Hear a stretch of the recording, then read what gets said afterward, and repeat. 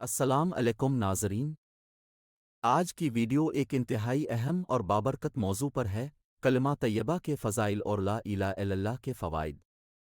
کلمہ طیبہ یعنی لا الہ الا اللہ محمد رسول اللہ ہماری ایمان کی بنیاد ہے۔ آج کی ویڈیو میں ہم جانیں گے کہ کلمہ طیبہ کے کیا فضائل ہیں اور لا الہ الا اللہ کے ذکر اور وظیفہ کرنے سے ہمیں کیا روحانی، جسمانی اور دنیاوی فوائد حاصل ہوتے ہیں۔ اگر آپ اس بابرکت موضوع کو سمجھنا چاہتے ہیں اور اپنی زندگی میں اسے شامل کر کے اللہ کی رحمتوں کو حاصل کرنا چاہتے ہیں تو اس ویڈیو کو آخر تک دیکھیں۔ آئیے سب سے پہلے جانتے ہیں کہ کلمہ طیبہ کا اصل مطلب کیا ہے اور اس کی کیا اہمیت ہے۔ کلمہ طیبہ کی تعریف اور مطلب۔ کلمہ طیبہ دو حصوں پر مشتمل ہے۔ ایک، لا الہ الا اللہ یعنی وہ اللہ کے سوا کوئی معبود نہیں۔ دو، محمد رسول اللہ یعنی محمد اللہ کے رسول ہیں۔ یہ کلمہ مسلمانوں کے ایمان کا خلاصہ ہے۔ لا الہ الا اللہ ہمیں توحید کی یاد دلاتا ہے، یعنی کہ اس کائنات میں اللہ کے سوا کوئی معبود نہیں ہے اور ہم صرف اسی کی عبادت کرتے ہیں۔ محمد رسول اللہ ہمیں اس بات کی یاد دلاتا ہے کہ حضرت محمد اللہ کے آخری نبی ہیں اور ان کی تعلیمات ہمارے لیے رہنمائی ہیں۔ کلمہ طیبہ کے فضائل۔ کلمہ طیبہ کے فضائل اور برکتیں بے شمار ہیں۔ حضرت محمد نے فرمایا کہ جو شخص سچے دل سے لا الہ الا اللہ کہے گا وہ جنت میں جائے گا۔ یہ کلمہ صرف زبان سے کہنے کا نام نہیں بلکہ اس پر پورا یقین اور عمل کرنے کی ضرورت ہے۔ قرآن کریم میں ارشاد ہوتا ہے، پس جان لو کہ اللہ کے سوا کوئی معبود نہیں۔ سورۃ محمد آیت 19۔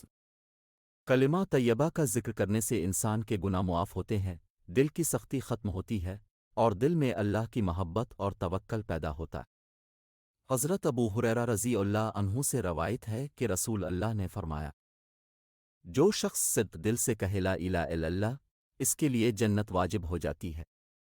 لا الہ الا اللہ کے روحانی فوائد۔ ایک، دل کا سکون اور اطمینان۔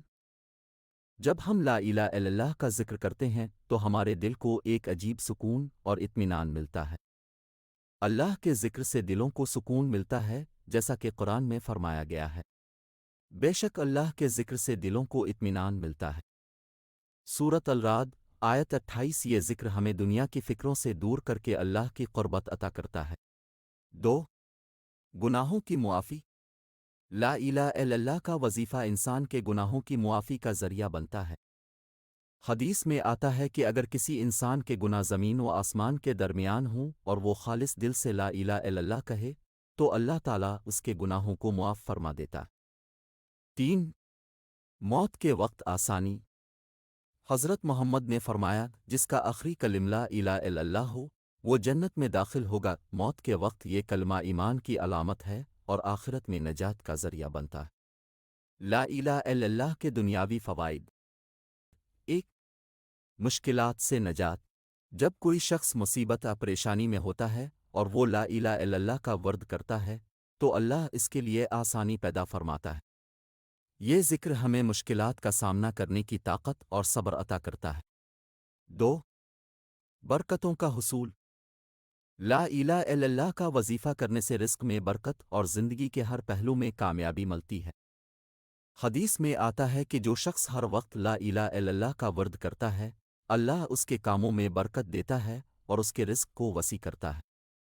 تین، یہ حسد اور جادو سے حفاظت۔ یہ ذکر انسان کو حسد، جادو اور بری نظر سے محفوظ رکھتا ہے۔